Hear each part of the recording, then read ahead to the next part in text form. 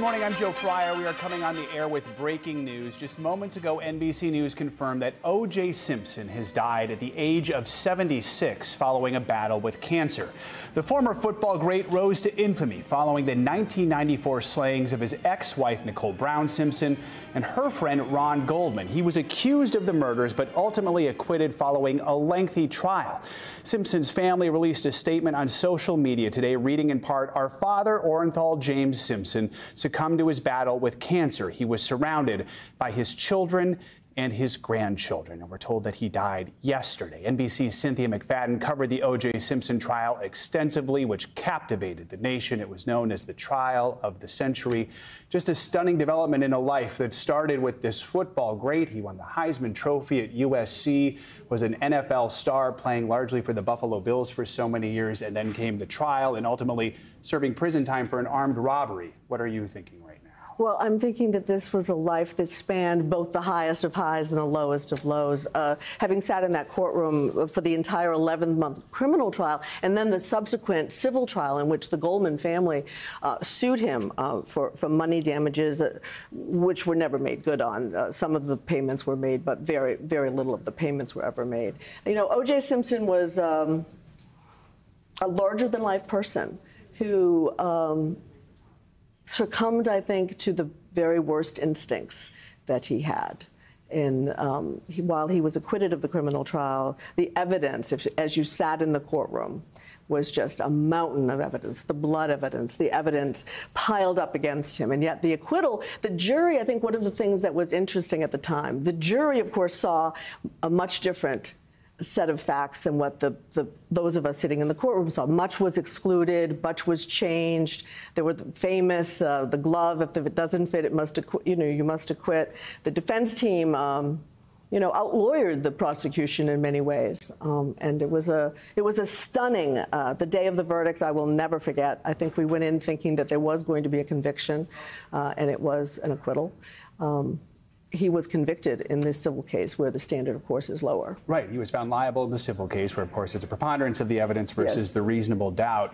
And we do have to remember, before we even had the trial, we had the Bronco chase, which is just this moment in history that every single person remembers, this low-speed Bronco chase through Los Angeles, carried live on television. Yeah, remember, the murder, of course, occurred on June 12th, 1994, went quickly to trial. The Bronco case was this, I mean, it's one of those things, if you were alive at that point, you probably remember where you were when that Bronco chase occurred.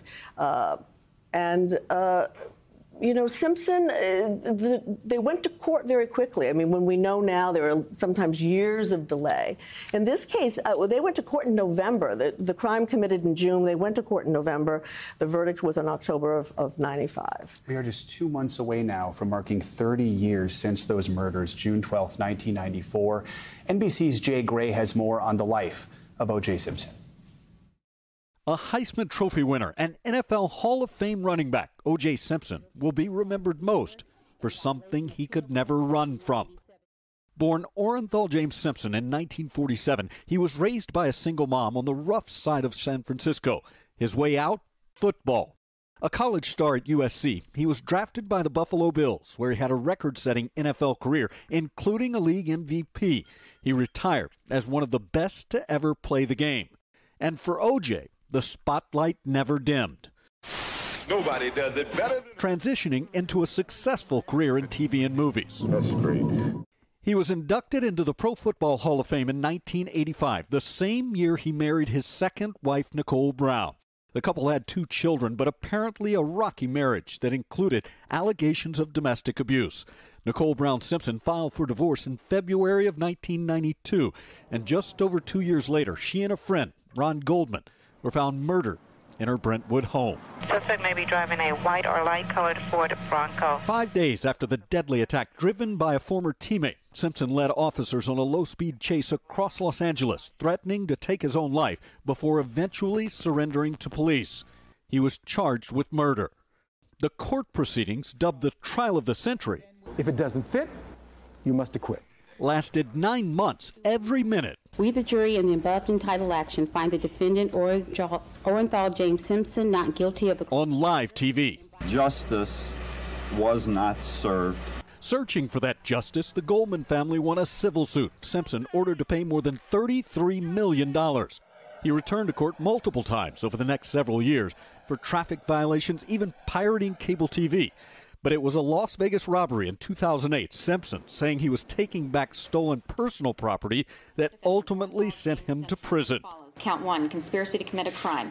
Guilty. Count Sentenced to 33 years, he served just over 9. Thank you. Thank you. Thank you. Before being paroled in 2017.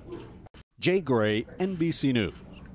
You know, I was there in Nevada covering that hearing when he had the parole hearing, serving nearly 9 years in prison after everything that happened in his life. It was the armed robbery of 2 memorabilia dealers that ended up sending him behind bars for so long. And then he has been out for many years. He posts on Twitter. His last post was February 11th, about 2 months ago. But as you say, his life was never really the same, right, Yeah, Cynthia? I mean, he may have been acquitted in the courtroom, but O.J. Simpson's life was never the same after that trial. And, you know, I have to say it's with a lot of sadness. I mean, this was a man who was, in his early life, great.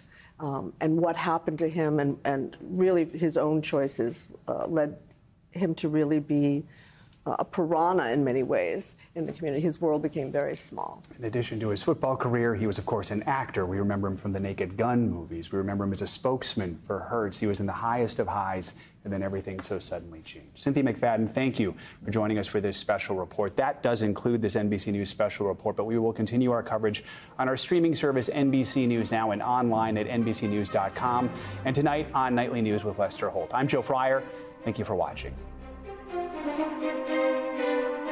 Thanks for watching. Stay updated about breaking news and top stories on the NBC News app or follow us on social media.